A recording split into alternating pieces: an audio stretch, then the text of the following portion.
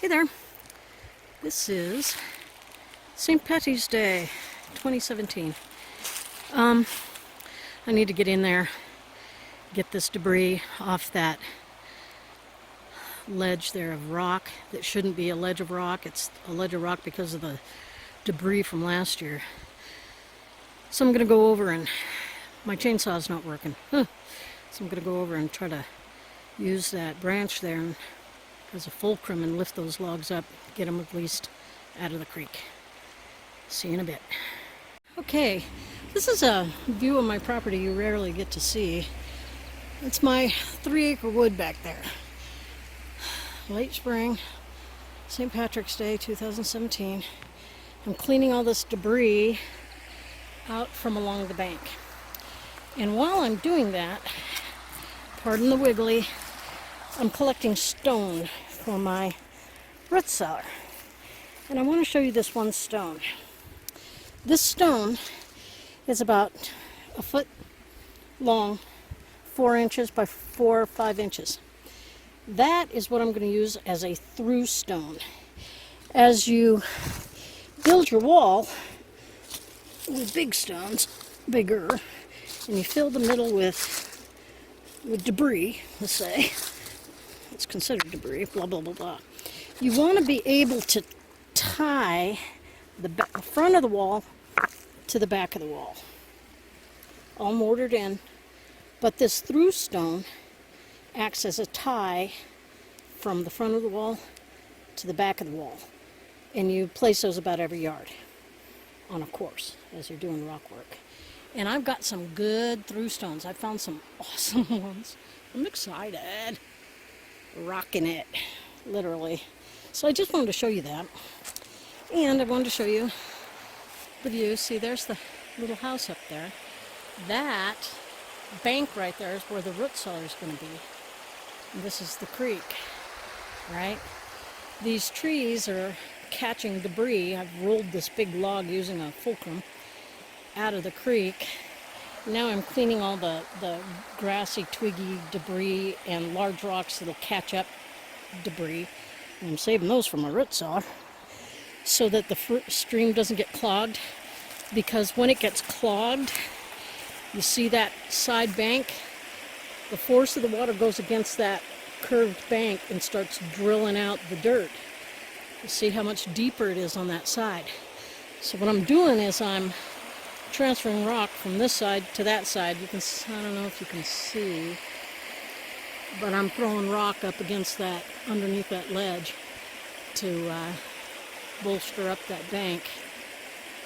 I'd rather have it cut away on this side of the creek than on the side where the house is. And as you can see, that's a good 30 feet in elevation drop within 30 feet. So what's that? 67, 72 degree angle. Anyway, it's bad, it's rough. So, that's what I'm doing. Clearing the creek, the melt is starting, the water's starting to run faster and wider. So I gotta get this done. Check in with you later. Hey, I just wanted to show you these. I was gonna mention it and I spaced it. If you look, zoom back out. These are old bridge abutments from the 1800s on my property. Some industrious cowboy put these abutments together, and if you look at this, this is an old antique nail that holds these boards together. And they filled them with ballast or rock, and then they'd lay the bridge across. And if you want to see the one, oops, I don't know what happened. My camera cut off yesterday when I was showing you the gabion, or the antique abutments. But I wanted to finish up and show you this one because it's got some interesting features. Sadly, okay, now what I'm going to do, I'm not going to step all the way over because the bank is getting undercut.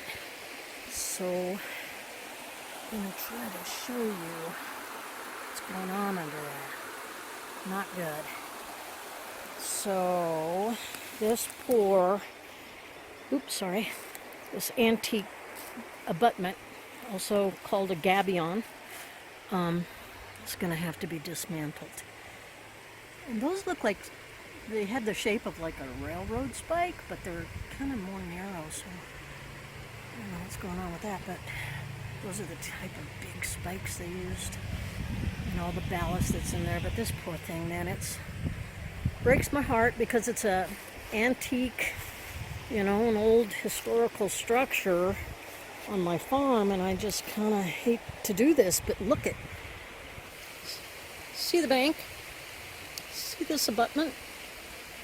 She's gonna blow, and I'm gonna reclaim everything out of here. I'm gonna pull these. These were split log. You can tell how they split them back then.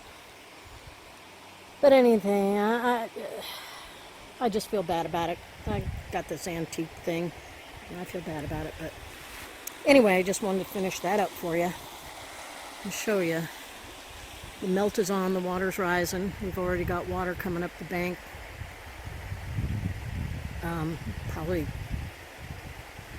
about a foot already, you know, encroaching this way. I'm not saying a foot in depth, but it's starting to spread. Okay, finish up in a bit. Okay, here we go.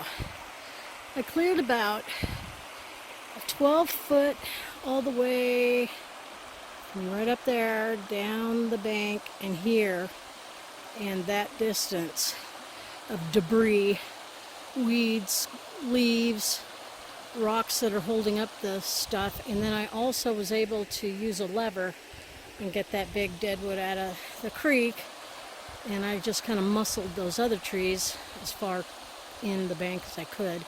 With my chainsaw being down, I couldn't get that. I need to limb all that and pull, you know, bust that up, but I couldn't because my chainsaw's out. So, but I feel better. I think the run will run smoother. It actually rose while I was working, and I've been working about 3 hours, so there you go. The melt is on.